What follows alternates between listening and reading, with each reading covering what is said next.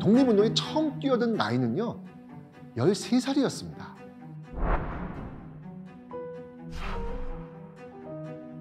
일본군 정보 수집을 비롯해 지원 요원을 모집하고 몰래 일본군 진영으로 들어가서 한국인 병사에게 쪽지를 전달하는 일이었습니다. 그 어린 나이에 목숨을 건 독립운동가였던 것입니다. 그 어린 소녀가 무려 3대가 독립운동을 한 독립운동 명문가였습니다. 이 인물은 바로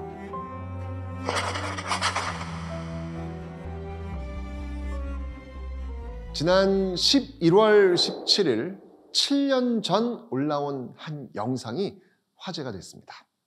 동해물과 백두산이 마르고 닳도록 하느님이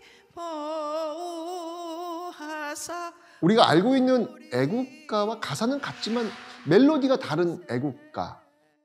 조금은 떨리지만 힘있는 목소리로 낯선 애국가를 부르는 이 어르신은 대체 누구였을까요?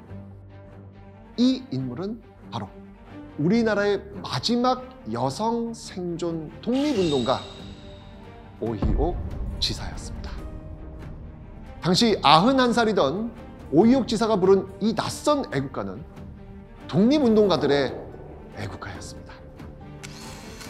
독립운동이 한창이던 시기에는 주로 올드랭 사인에 맞춰 애국가를 불렀다고 하죠. 올라온 지 7년 만에 이 영상이 다시 화제가 된 이유, 98세의 나이로 오희옥 지사가 영면에 드셨기 때문이었습니다. 11월 17일 순국선열의 날에 떠난 마지막 여성 독립운동가 오희옥 지사.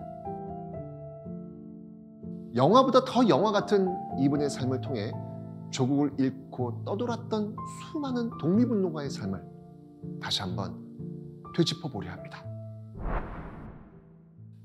1926년생 오희옥이 독립운동에 처음 뛰어든 나이는요 13살이었습니다. 대체 13살 그 어린 소녀가 어떻게 그런 위험한 독립운동에 몸을 담게 된 것일까요? 오희옥 지사는 생전 이렇게 말했다고 합니다. 독립운동은 특별한 일이 아닙니다. 나라 잃은 국민의 당연지사입니다. 순종 황제가 사망하고 60만세 운동이 터져나왔던 1926년 그 해, 오희옥은 부모님이 한창 독립운동을 하던 만주에서 태어났습니다. 사실 오희옥의 집안은요 무려 3대가 독립운동을 한 독립운동 명문가였습니다.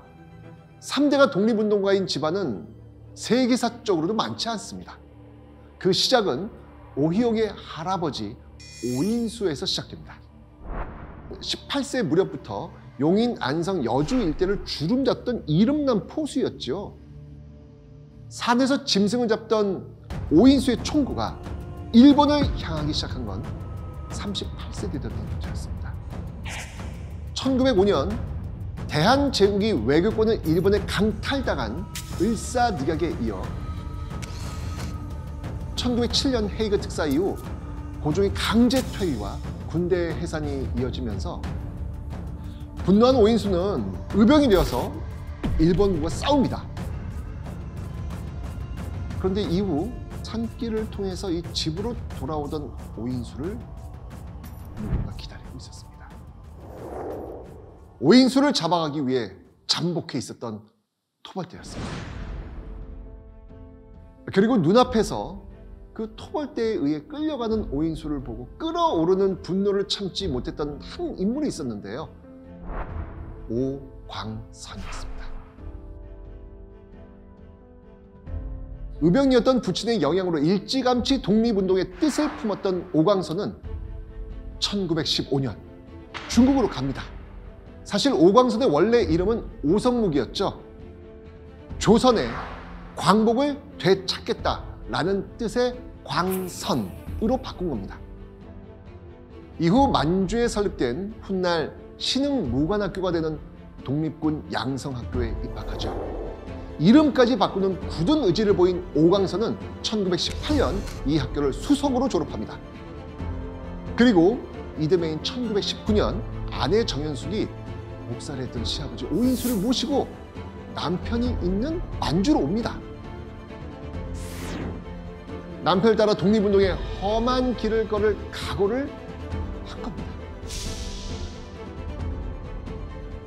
그리고 이때 독립운동을 하면 혹시나 고국에 남을 가족들이 위험해질까 본명인 정산을 버리고요. 현숙이란 이름으로 이때 바꾼 겁니다.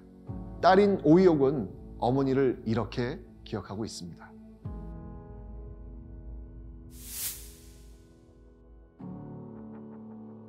그렇게 고생하면서도 한 번도 아버지가 독립운동을 그만했으면 하는 얘기를 입 밖에 낸 적이 없습니다.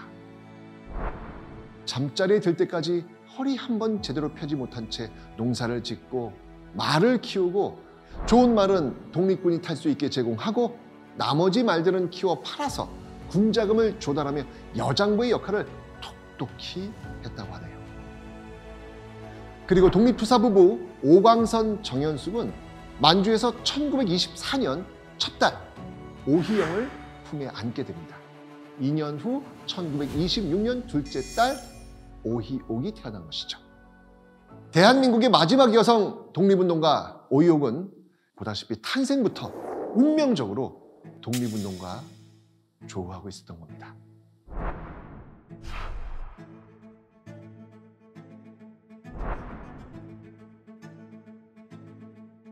(3대) 독립운동가 가족은 이렇게 탄생한 겁니다. 훗날 오이옥의 회고에 따르면요, 중국인 아이들이 언니 오이영과 자신을 망국노, 고구려 노예 이런 식으로 부르면서 놀렸다고 해요. 그 어린 나이에도 그런 소리를 들으면 가난과 배고픔보다도 나라 잃은 서러움 때문에 더 서글펐다고 합니다. 그러던 중 이 오이영과 오이옥이 갓 10대가 됐을 때 아버지 오광선과 헤어지는 사건이 발생하게 됩니다. 1936년 오광선이 김구의 지시로 베이징으로 파견된 것입니다. 그는 베이징에서 금은방을 차려놓고 비밀 활동을 시작합니다. 오광선이 해야 할 일은 일본 관동군 참모장 도이하라 중장 암살.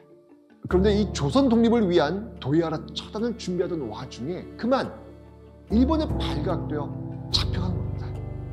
아버지 오광선을 잃은 뒤에도 가족의 독립운동에 관한 열망은 전혀 식지 않았습니다.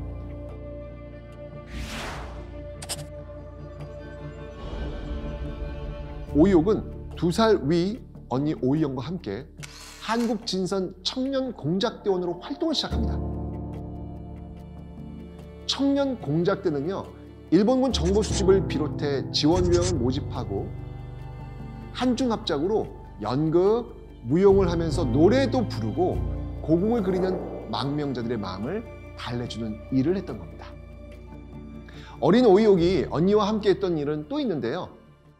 몰래 일본군 진영으로 들어가서 징집돼 온 한국인 병사에게 쪽지를 전달하는 일이었습니다. 사실 이게 두려움을 떨쳐버리기가 쉽지 않았대요. 그럴 때마다 태어난 척 콧노래를 부르면서 반드시 나에게 주어진 일을 해내야 한다, 이렇게 하면서 스스로를 다잡았다고 합니다. 그런 대범함 때문인지 호수에 비친 달이란 뜻의 별명 월호.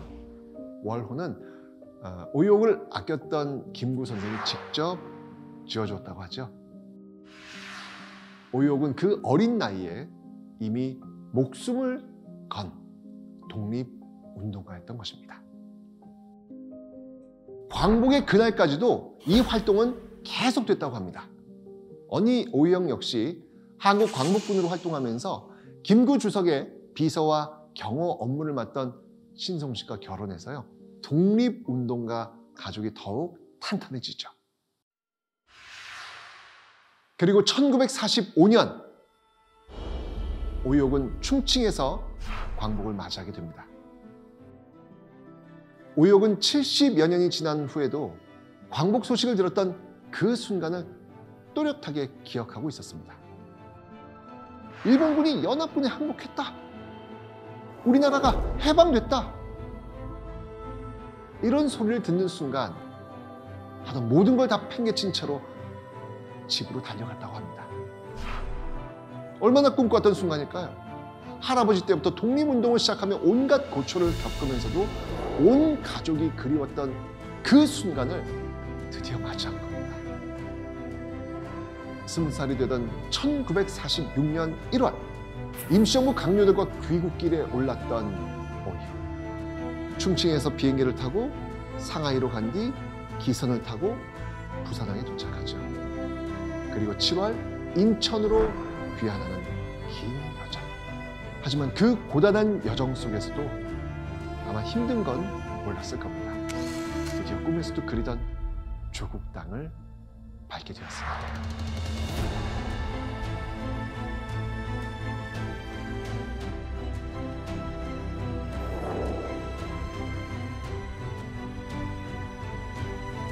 이후 되찾은 조국 땅에서 죽은 줄만 알았던 아버지 오광선과도 다시 만나게 됩니다.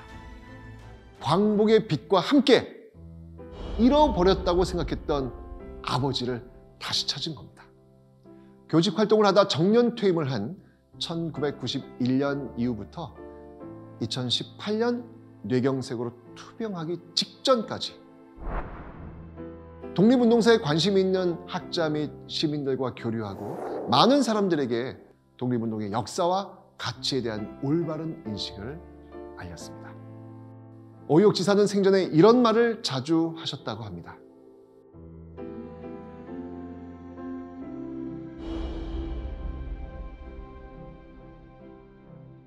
우리가 역사 앞에서 당당할 수 있는 방법, 과거를 잊지 말고 감사한 분들을 잊지 않는 것, 그 중요한 첫걸음이 되지 않을까 합니다.